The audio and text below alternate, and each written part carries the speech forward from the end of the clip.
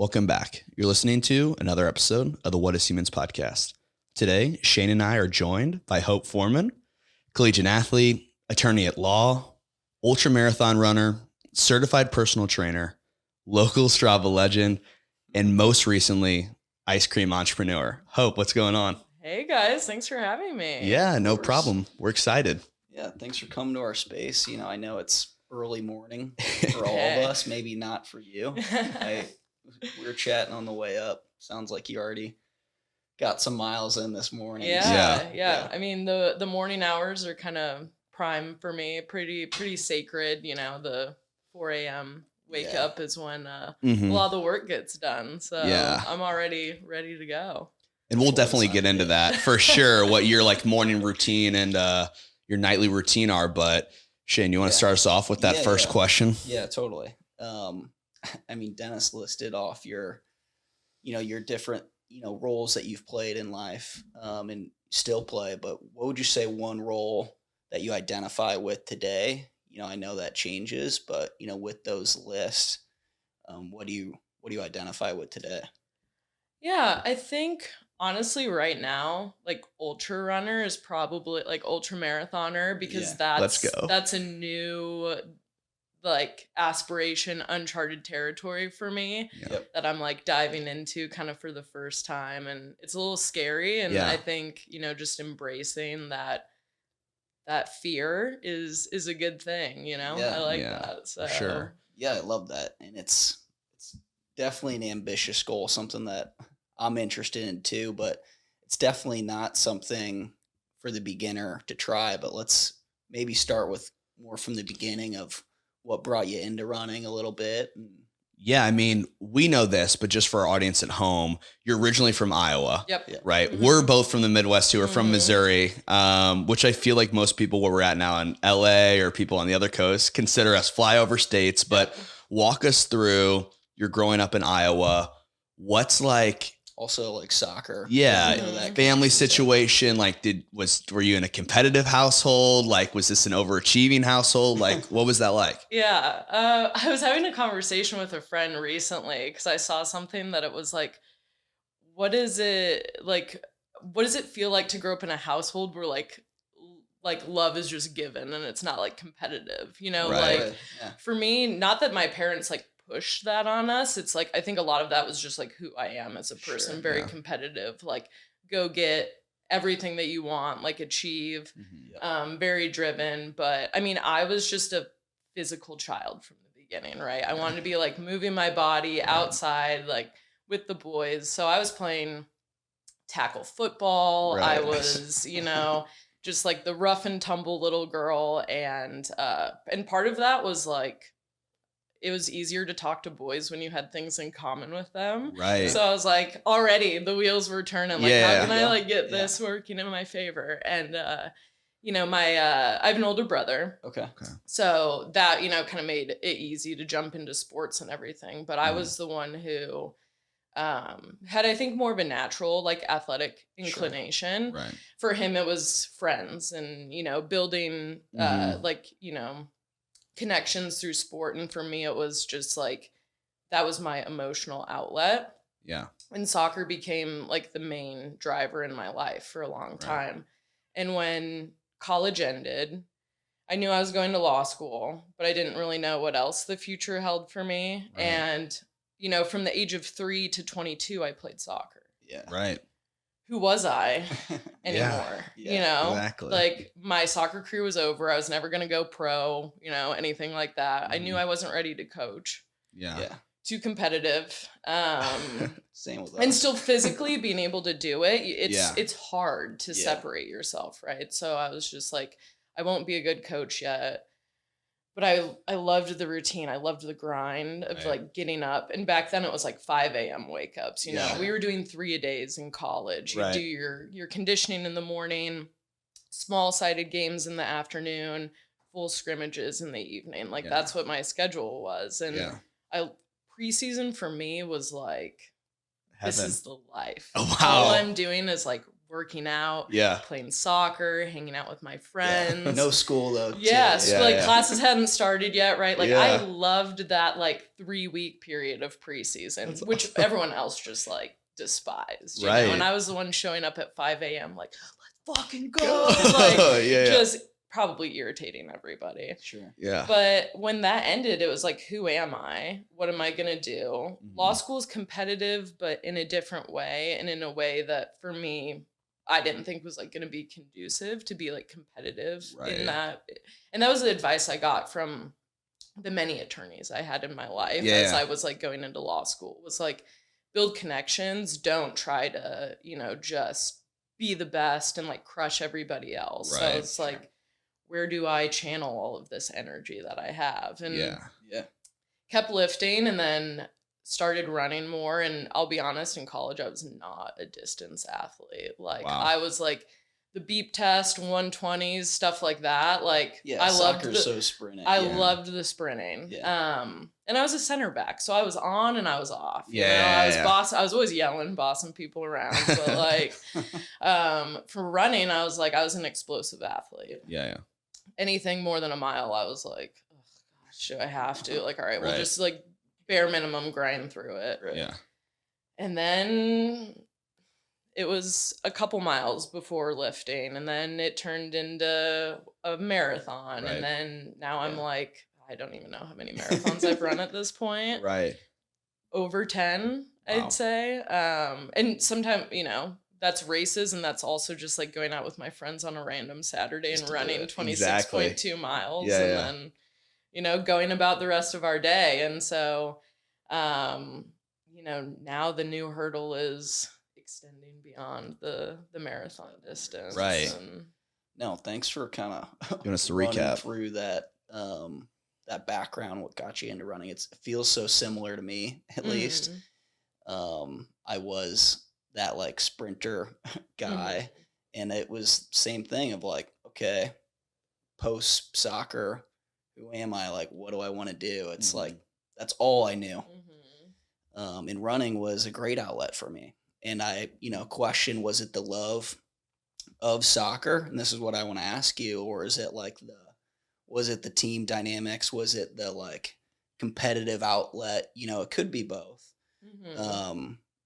But I guess I was curious there, like, is that kind of the line through between soccer and running? Is it just that outlet, or was it, I love soccer, I'm obsessed with soccer type thing?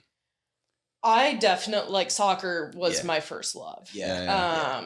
But after almost 20 years and playing at a high level and putting like a lot of pressure on myself, Sure.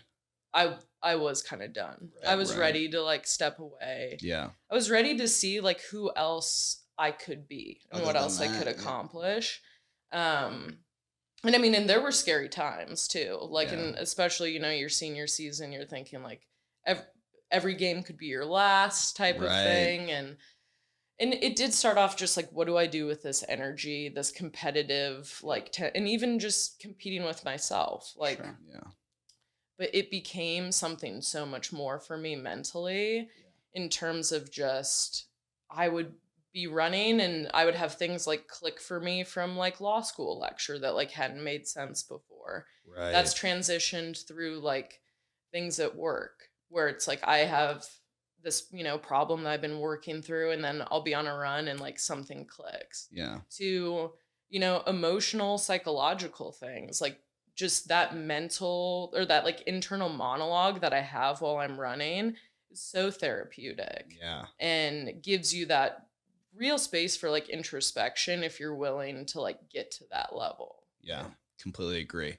So before, and we know this, but only to a certain extent, before like college is ending, soccer's ending, you're dealing with this identity crisis, but you've decided, all right, I'm going to do this law school thing and figure it out.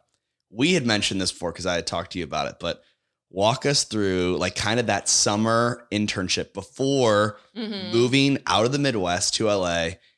You decided at the time to go take an internship, like kind of with the UN, right? Like international law. Yeah. So I was really interested in like international public policy, things yeah. like that. I was a political science major, I was a business major in undergrad, so law school was like a next logical step for me, but I was more interested on the, political side of things Right. initially. So I decide my senior thesis was on least developed nations. I'd been studying countries in Africa. I did this big research project on Tanzania.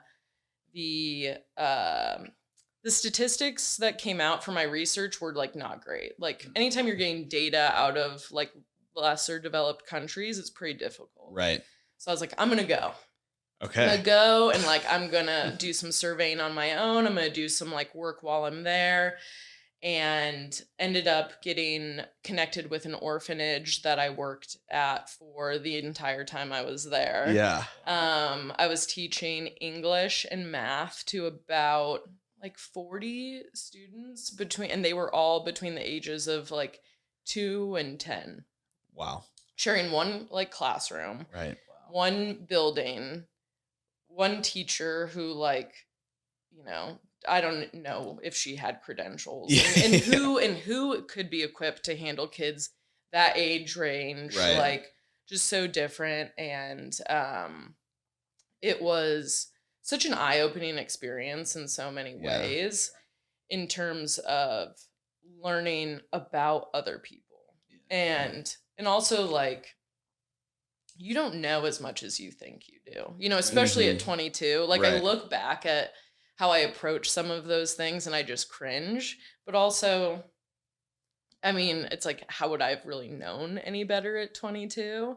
Than like going out and like doing it. But I was there with a few other volunteers. We kind of, broke down everyone's like skill level between the kids and tried to put them in like pods based on their abilities, really like help them. But you're cyclical, as a volunteer, and you don't know what the next group of volunteers are going to do and if that's sustainable. And it was wild. I look back and there's a lot of things that I would change in terms of how I went about trying to like navigate the situation, but I feel like there's just so much growth for me, and I hope that there was a lot of positivity that came out of it for the kids, but also that is something that like I struggled with coming back, because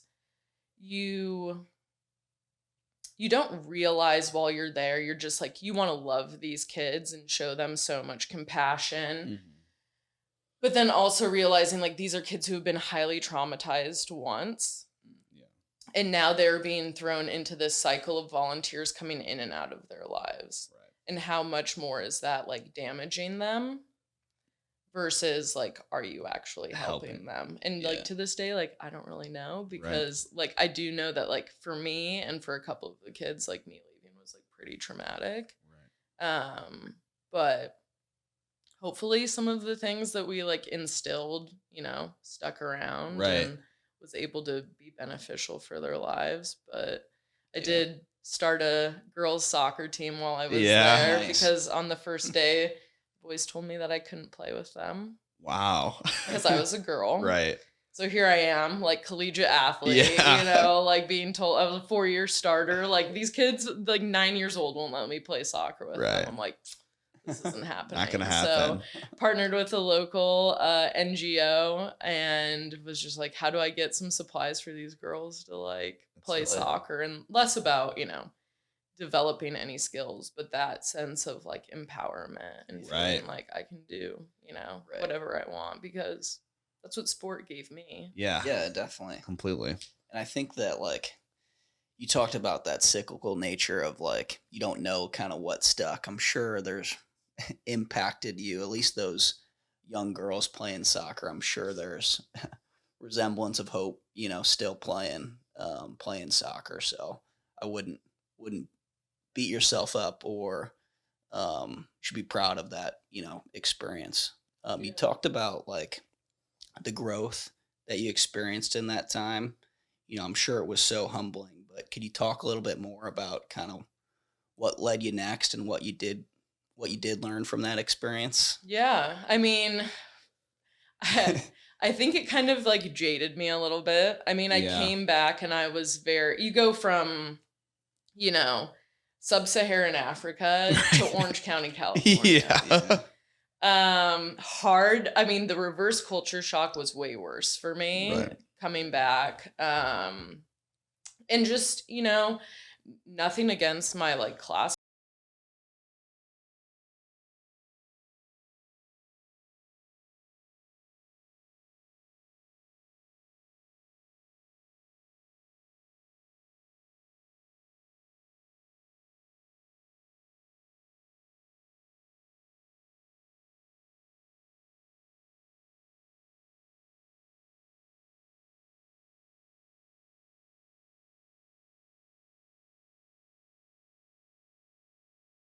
In my mind, that's all there is. But it did shape the way that I went through law school because initially I went to Chapman because of, the scholarship situation that it presented me. I was like, I can do any type of law without feeling like tied down. Like I have to Right. like sell my soul to, big law after law school. And then I come back from Africa and I'm like, I have no business being the person who creates these policies for other people. Right. Because like I do not understand like truly what their needs are and how to like help them meet those needs. So I kind of pivoted, and well, I didn't kind of pivot, I totally pivoted Yeah. from international law, and I was like corporate, doing all transactional law. Yeah. Ended up going, corporate out. I've been in transactional type of like legal work really ever since then until very recently. I've now moved towards like litigation. Yeah. But it, I wish in some ways that I had come out of it like a little less jaded and still continued to like pursue that. Right. But I do think that in terms of striking a balance between my professional self and who I am, like I do kind of like need that separation because otherwise I'm just somebody who is like really passionate and will be like fully consumed by like those types of like personal connections. Yeah. No, I get that. And then like you talked about the reverse culture shock of coming back from sub-Saharan Africa to Orange County, but then going through law school and switching over to corporate and business law. Like that first, those first jobs that you took for, I'm sure these, you graduated in the over 90th percentile in your class, right? And you get this pick of the lot for these corporations, as their legal consult and stuff like that. Even more so, the culture shock of like, oh, I'm this kid in my mid 20s. I'm working hard, but I'm making, I can assume, a great living. And you're like, wow, like this, I mean, that also had to add to this, like maybe guilt, but also, I don't know, like you're such a hard worker, you're competitive. Like walk me through, is there like a battle internally of, okay, I'm happy, I'm making money, I'm successful, but also like, is this what I'm supposed to be doing? All that. I mean, there were times when I was still in law school where I was like, is this what I'm supposed to be doing? Yeah. I think for me, it was hard to like find the balance of like going all in on work because it's like, I want to be the best at like everything that I do, whether I'm like passionate about the work I'm doing or not. Like I just have a sense of pride for like anything that I'm going to put my name on. Yeah. And so I was always somebody who every office I've been at has always been like, is she going to burn out? Okay. Because it's like working that hard. And I will just, like the work comes in and like, yeah, of course you get something with like a tight deadline towards the end of the day and you're just like, shit, but like, I'm not somebody who outwardly will get affected. I won't get, really worked up. I won't get stressed out outwardly. Inside, I might be like, how am I going to balance all of this? Like thinking everything through, but it's just, all right, the work has to get done. I'm going to do it. Yeah. For me, it was more so like, how do I find that separation where I can find that fulfillment of like connecting with others and helping others outside of what I'm doing for Right. work. Okay. Yeah. Yeah. Yeah, that's it seems to be a theme of yours, Mhm. at least, to like find that connection, and it's something that at least I've struggled with in my, in my 20s, of like, how do you like fully balance work when you have, other passions outside of work, be that running, be that, some side hustle. So it's admiring seeing an example, where you can put energy into both instead of being so fully committed where it is all consuming, where, the attorney job is all consuming and you can't really separate it. So that's something that, takes practice and time for sure. Yeah, I mean, for me, it was realizing like the work is always going to be there, Yeah. and you're going to finish something, and also like as good as you are at something, like people will recognize that, and you get rewarded by getting more work, Right. right? And so at some point, like you have to, and as an attorney, it's like I advocate for other people. Yeah. I have to advocate for myself, right? Yeah. Drawing that line, being like, I could keep working 9, 10 o'clock at night every night. Yeah. Do I really need to be doing that? At what point is that going to be unsustainable? What am I Yeah. giving up in the process? And then finding time throughout other parts of your day. Mhm. And I'm lucky in the sense that like I can function on not much sleep Yeah. and be like very happy, full of energy, like don't get like the brain fog. But a lot of people, aren't willing to make that sacrifice, or just, like physically it's harder for them to do Mhm. so. But I think that for me, it comes down to I see a lot of people coming in and out of running too, right? Like, Right. and they have this idea of like, I have to run a marathon to be a runner, Yeah. which is like, No. do you know how many, like, you're going to tell me that these like Olympic sprinters are not runners because like they're never going to run a marathon? It's like this arbitrary thing now that Yeah. people have like tied themselves to.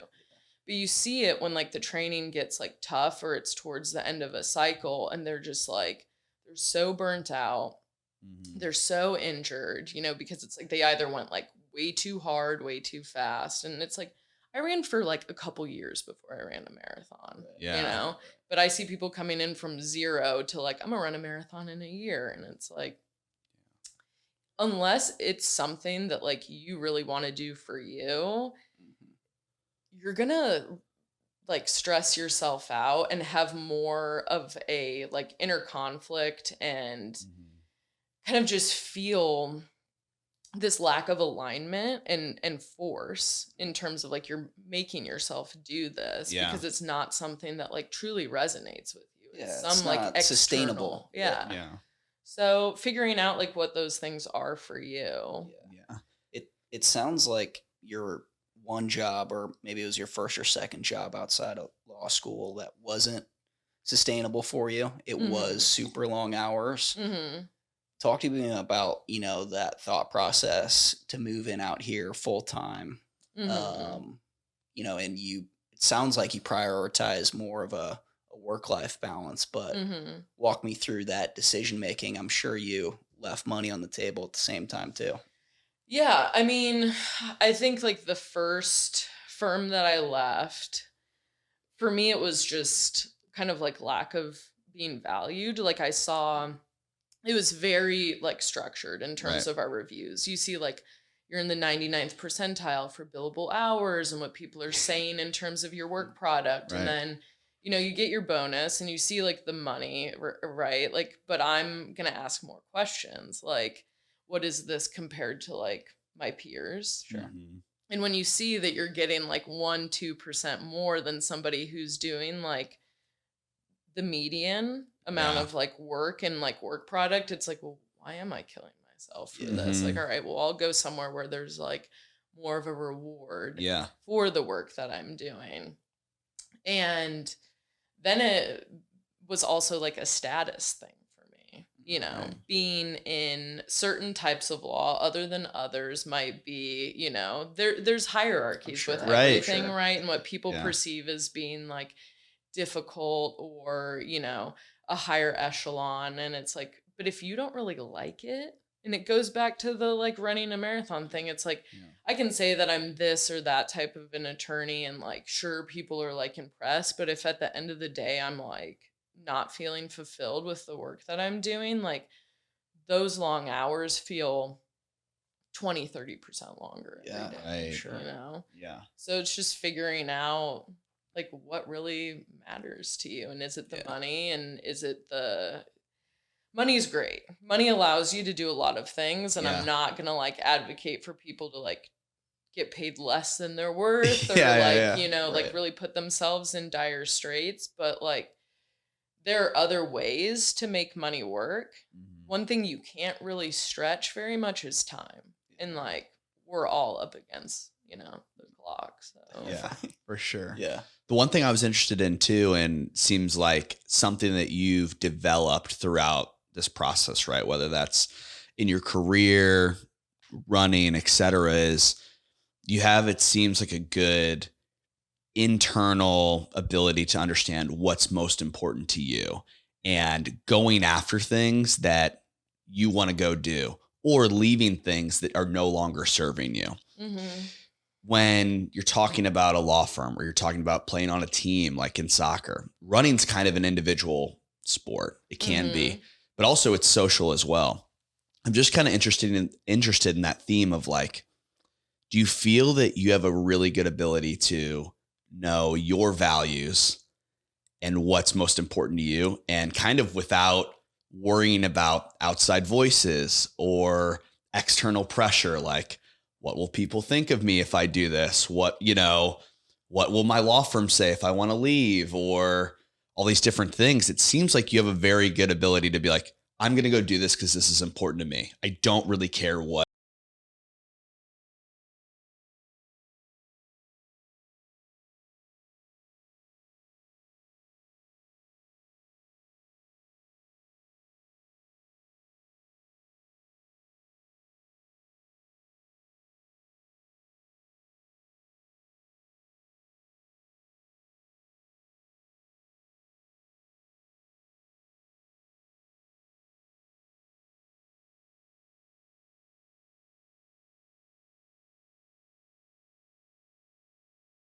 Never questioned it. Yeah. Just like, and I was like used to not being understood. And I think like there's a like theme of my life of like never really feeling like you've been fully understood. Like my Yeah. parents like let me be me, but I don't know if they like always fully Got understood. me. Yeah. Yeah. And like I'm sure many kids feel that way, right? Right. Yeah. And I continue to like, you know, I hear all the time, like people will like talk to me. They'll see me at run clubs. They'll Right. see me running. And when they finally talk to me, they're like, wow, you're really nice. And I'm like, why is this like surprising? You know, but it's like there's this intimidation. Maybe I have like resting bitch face. Like I don't know what it is. And also there, you said like the, you know, local Strava legend. There is like talk of like, have you 4:30 a.m. runs, like all this stuff, right? So I just like really can't be bothered a lot of times Right. by like what people think, other than like one thing I do really care about is like when people have interactions with me that they leave and they feel like they've been seen, Right. and like that someone like held space for them and let them like talk and let them like be themselves and feel welcomed, because like I know what it's like to not feel that way. Um Having a strong sense of self for me comes from like spending a lot of time alone and like being comfortable with that. And, like I don't see that as like a sad thing, but I've also like succumbed to the pressures just like everybody else of like fitting in.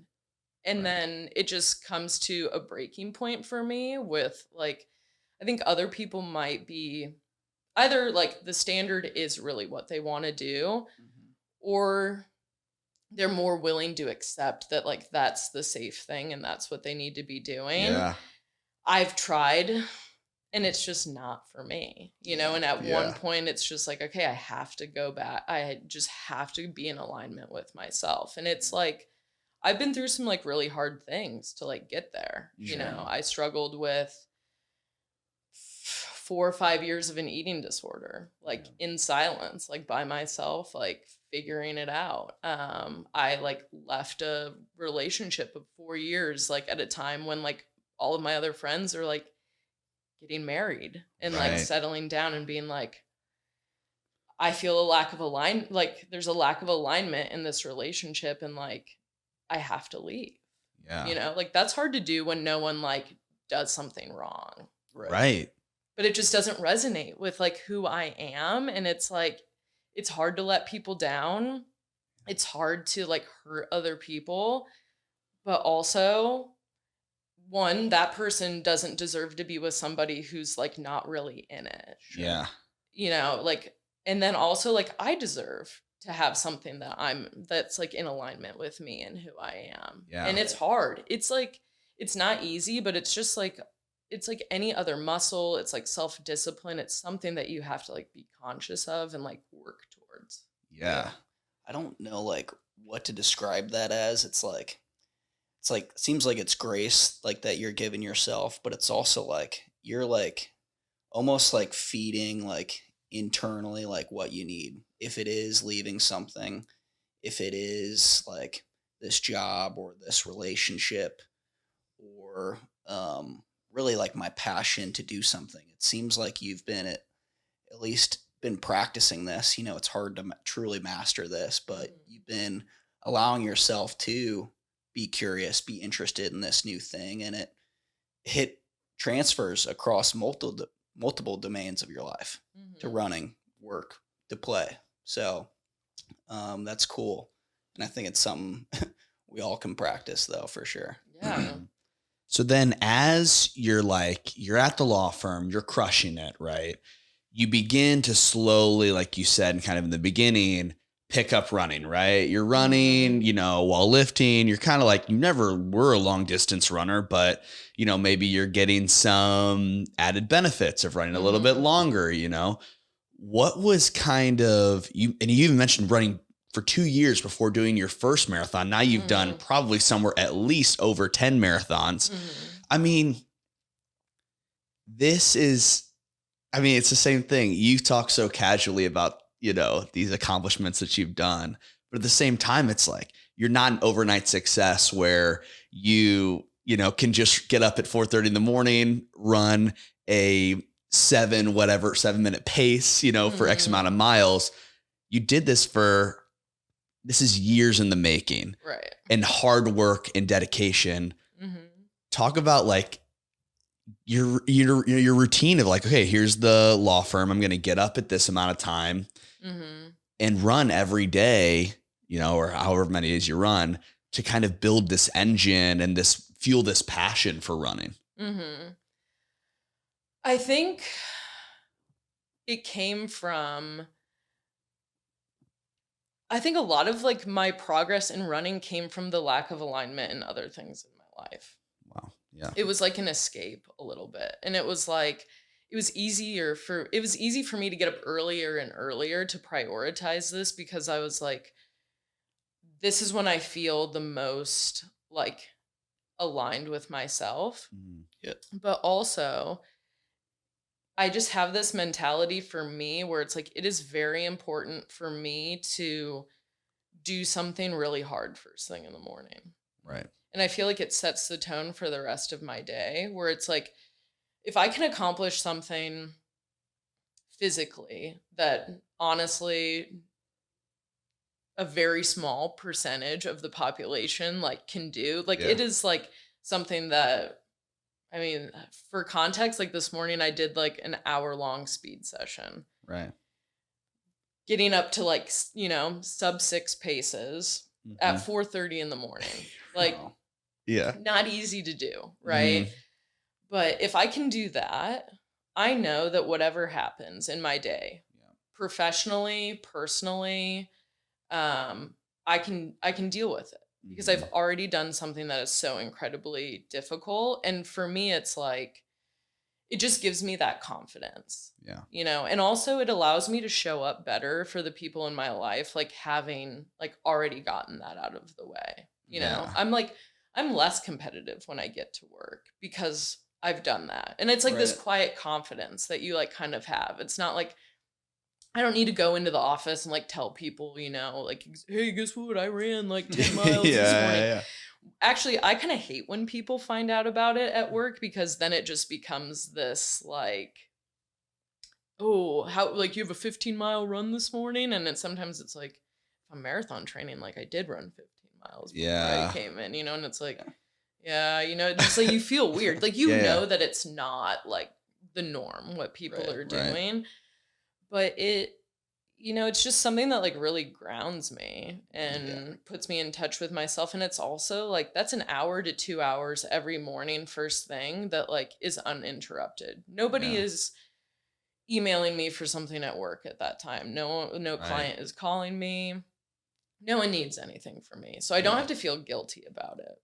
Right. And it gives me time to like check in with myself for like an extended period of time. Yeah. Right. Yeah. There's nothing comparatively to like getting that hour by yourself, you know, at a high heart rate, which is like there is that internal dialogue that you are Mm-hmm. able to work through things. Mm-hmm. And that like, you know, if it's music you listen to or you do no music or whatever, but that time for yourself, Mm-hmm. you're already putting, you know, some confidence in you for the start of your day, doing the hardest thing. And like you said, then the rest of the day, no matter the problem, if it's client, if it's work, if it's, you know, your personal life, it's just like, okay, we'll just take it as it is comparatively to being, you know, strung out and having to still do your run at the, you know, end of the day. So, Yeah. yeah. Well, and I just see people who get derailed by like things that will happen that are, Yeah. you know, there are things that we can do to like set ourselves up for, you know, more success, having less of those things come. But like, no matter how well you plan things out, like things are Yeah. going to happen. Right. And so being able to just like roll with the punches. And I was not always like that. Right. Yeah. Very type A by nature. Yeah. And like you just have to realize like you're not always going to be in control, but like knowing that you're equipped to deal with whatever happens, or like, hey, if I can't handle this by myself, like I know that I have like this person, that person, like it's not just me. And Yeah.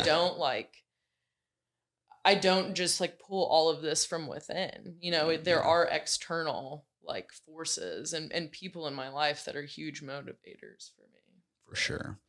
I was gonna ask just on now in your life, running's become such a big part of it. You even mentioned at the beginning of the episode that you identify most with that journey now of ultra marathon running. Do you feel like you still run as an escape? Maybe running from things like, you know, the daily grind of the emails, you know, the text, the calls, you know, that you might not have that hour to yourself normally throughout the day? Or is it like it kind of flipped at one point into, okay, I'm not necessarily running away from other problems, you know, that are happening in my life. I'm actively pursuing running because I realize that it gives me so much joy. Mm-hmm. And it's not that it's just kind of like a vice or an escape, Mm-hmm. you know? Yeah. I mean, I think in the beginning I was running from a lot of things. I was running from the pain of, you know, the reverse culture shock. I was running from the pain of like the choices that I had made, like while I was in Africa. I was running from, you know, uh, not just like trying to figure out like who I was post college, post soccer. Yeah.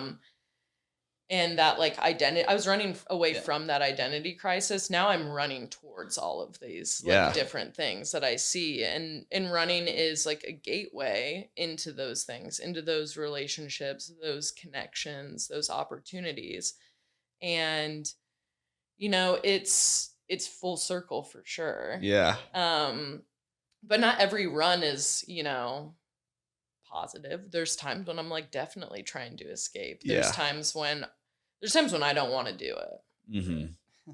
There's time, but I know like the person I am before a run is not as good as the person who I am after a run. Right. And so I'm still running towards that person. I've never regretted going out and doing it. Yeah. You know? No, for sure. It sounds like, yeah, I feel like that's so true where it's not always going to be running towards, your dreams. And there's some days where you need to run away from things. You need that escape. So I love that answer of like, it can be both. It doesn't need to be, the most enjoyable run. There's going to be days when it's going to suck, but you get up and do it anyway and you feel, fulfilled after. And it sounds like another thing you're running towards, on the side is this ice cream business. Yeah. So we have Yeah. some with us. Yeah. We'll I'm flash it curious on the on, YouTube like, video. what brought you into this? Like, why was this an interest? Yeah. I'm excited to try this. Yeah, there's kind of like always two answers, that I give. There's the very like kind of standard, like, oh, why ice cream and this and that. But like the real reason is like, and I referenced it, like that eating disorder for me, like ice cream became a fear food. Yeah. But it's something that I love, Yeah. and I was running a lot. I'm the type of person who after a long run, I have no appetite, right? Right. But it's like I can always eat ice cream. Like it's Yeah. the best. Mhm. So I was like, how do I like add a little bit more into this? Like have it be something that is like I'm not just eating a bunch of like sugar. Right. And I mean, a lot of people try to avoid dairy. I definitely do, less for like a lactose intolerance, but just more of like inflammation purposes. And then also anyone who's a runner knows like dairy and running, not a good mix, right. right? So it's like, all right, I need to find a like non-dairy alternative. Everything that was out there just like was icy, like Yeah. Sugary. it was very processed. And so during COVID, I had just like the little KitchenAid like ice cream attachment, and I was like, let's see, what I Yeah. can come up with, and just started like playing around with some stuff. Ended up sampling it with like a few friends. They were like, this is really good. Like you should like sell this. I'm like, yeah, whatever, Right. Fast forward like a year and a half later, I'm buying an ice cream machine from Italy, and I'm like, all right, we're gonna like do this for real. So it's it's dairy free, refined sugar free, really trying to just focus on like the quality of the ingredients. And then I found a way to incorporate protein into it. So Yeah. there's like 20 to 25 grams of protein per pint. It's not low calorie, but it's called only the good stuff. Cause Yeah. in my mind, it's like, that's what is in there. And like, Mhm. that's what, we're striving towards. Only the good stuff in Yeah. life, Love it.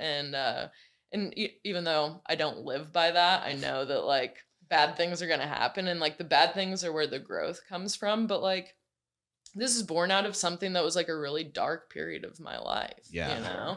but now it's like full circle to the point of I make so much ice cream that I can barely stand. Yeah, to eat you're it. focusing on only the things you care about now. Yeah. So yeah, I think it aligns well. Yeah. That's so cool. So you've talked about, where you've come from, your journey. I'm curious on kind of what's next. You Mhm. said ultra marathoner. Like, can you talk me through some of your, goals you have in running or, any Mhm. goals for that matter? Yeah. So I guess most like current what's on the docket is literally a month from today, pretty much. I will Wow. be in Chile. I'm taking part in the Speed Project, their first time going international.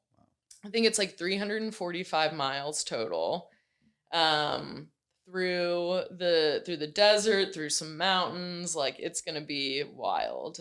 So there's 6 people on my team. We'll split the miles up and just kind of Yeah. see what we can do. But I've been starting to do some trail running. Well, I started a couple months ago. Yeah, it's but got to be it's very like- trail heavy, I'm sure. Yeah, I mean, honestly, I'm less worried about like the running itself and just all of like the logistics of like being abroad, being, this is totally different from, the normal like Speed Project LA to Vegas, where it's Yeah. like that route it's make your own, but it's kind of like already established Like, in how do you get terms your of like fuel and supply, like hydration? and they're like, there's only a couple, towns that are going to have like access to, the fuel that you need, things like that. Right. There's no RV situation like there is in the LA to Vegas one where you can like hang out and relax. Right. It's like RVs are a very American thing. Yeah. Like you're not going to find them Really? in South America. And Mhm. also like, I don't even know if like those RVs could handle the roads that we're going to be on. So you could be in like little pickup trucks, probably like not sleeping for 40 plus hours, and just like digging deep. And, Yeah. you know, I'm sure I'll be working through a lot of difficult things during those miles, but Yeah. it'll only be, you know, I think everyone will end up doing 50, 60 miles a person is how it'll like.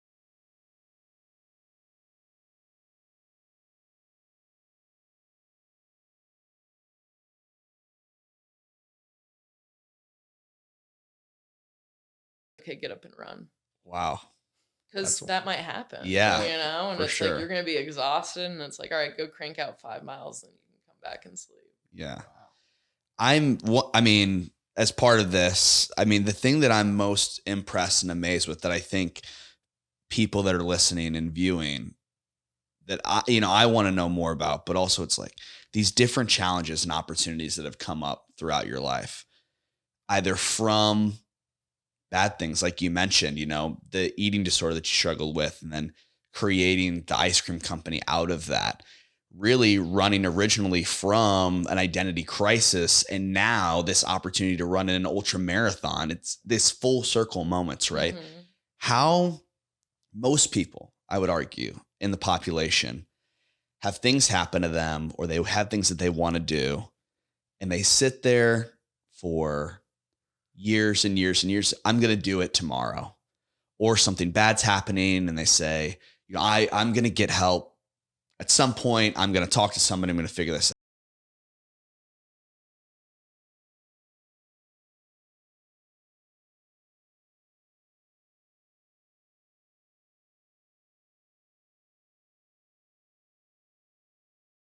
Do you attribute it to anything? Is it the confidence that you gain from, doing hard things and then being like, hey, if I ran 60 miles in the morning, I can at least go and buy the ice cream machine from, Mhm. Italy, and we'll figure it out as we go. Yeah. Like, What how- advice yeah. could you give if you're someone who can be that more tenacious on their own self-improvement? Yeah. I mean, for me, I think it comes from a lot of like loss and a lot of like seeing other people in my life like waste the time, Right. have all of these regrets, wish they'd done more, wish they'd bet on themselves, wish, or just like didn't have the time, like Mhm. illness, something happened, nothing is promised Yeah. to you, whether it's time, whether it's money, success, like this idea of like what you think like your life needs to be or is supposed to be. It's like, what does any of that matter if at the end of the day like you didn't go after the things that you really want, Yeah. and just living this very, I don't, the scariest thing to me would be like just living a boring normal life. Yeah. But like if and I'm not knocking people who want the stereotype, like if that's Mhm. truly what you want, Yeah. do that, but make sure that you've spent that time figuring out what it is that you want, and if Right. that like really aligns with who you are, and if you want something, you're the only person who can do it for you. Yeah. And like and by no means am I saying I've gotten where I am by myself, Right. but it is by having the confidence to say like I want to do something and talking to other people about it, and be around people who have tenacious goals too. Yeah. I I definitely think like it's important to be like realistic with people. Like there are certain things that I will like never be able to do, but I also know that there are things that like I might not be able to do this, but I really want to try. Right. And I have been very fortunate that I have people in my life who are like, if you think that you can do this and you really want to go after this, like, let's Yeah. figure out how to do it. Yeah. Like talk through it. I feel like a lot of people are afraid to vocalize what it is that they want. Wow. And that's like a huge first step. Yeah. But then also like make sure you're surrounded by like the right Yeah. people. who are going to, you know, sometimes you have to like cut people out or spend less time with people when like they don't have that drive, they don't have that alignment, right? And there's friends and like family members who I love desperately and would do anything for, but I know that we're not on the same level when it comes to those types of things. Yeah. And so like, yeah, maybe a little bit less of conversations about that with those people. And I focus that towards, my friends where I know I have that alignment. Yeah. But I think the first step is sitting down with yourself. Yeah. And really figuring out what it is that you want and what are you willing to sacrifice? Because you're going to sacrifice something. Yeah. And it's like for me, what I've sacrificed is like I've sacrificed that like status quo. Right. Yeah. Wow. No, thank you for running through it. It is sitting with yourself. It is following your own curiosities because we don't do that. We forget to. You also mentioned vocalizing it to others. It just creates accountability. Like you said, instead of sitting internally of like, yeah, I wish to do this thing. So that's great advice. From a micro perspective, right? A lot of these things, it's like, I said this, already, is that you've done a lot and there's so many more things that you want to do and achieve. And, you're like, time's the biggest enemy, right? I don't have enough time to do all the different things. Somebody at home and like us, is there anything that you do on a daily basis or like weekly or monthly that if you had these big goals, right? If it's, getting only the good stuff in potentially physical stores or, if it's, hey, the ultra marathon in Chile or doing more of those, Is there things that like when you're talking about planning and meeting some of these goals that you've kind of set out for yourself on a daily or weekly, monthly basis, do you do things to be like, okay, how are we going to take the steps to get there outside of just, hey, I have a big dream of making the ice cream, but I mean, you had to go through so much to be like, okay, the logistics for getting it there. Or like you just said, the biggest part of Chile is the logistics. It's not the running anymore. Yeah. So how does somebody at home, like, how could they maybe mirror what Hope does in a week to just kind of plan out big goal? How can we do it in little steps to get there? I think one, sitting down and like mapping your priorities. Yeah. I do it on like a weekly basis where I'm like, okay, these are like the big things that like I need to get done and kind of like work backwards from there. And for me, it's gotten to the point of where like I don't even really think about it anymore. But like everything I do is intentional. Like there's very minimal amounts of like mindless scrolling and this and that. It's like, and it's not like I'm setting an alarm like, okay, you have 15 minutes to like be on social media. And it's just like I have like internal regulation on all of that stuff now because one, I'm just kind of like my mind works like that. I'm just very self-disciplined, but that took years of like practice to get to. And also just like, I believe in like being hard on yourself. Like I will not give myself an out. And I think like it's very easy to be like, oh, like having grace for yourself is important. And it's a big, like lack of it was a big reason why I got into some of the situations where I did, where it was like I wasn't treating myself well. But also like I'd say that like the majority of the population kind of like works in the other way where it's like we're very lenient on ourselves and giving ourselves an out. And it's like, okay, well, this happened. So like now just like everything falls apart, right? Yeah.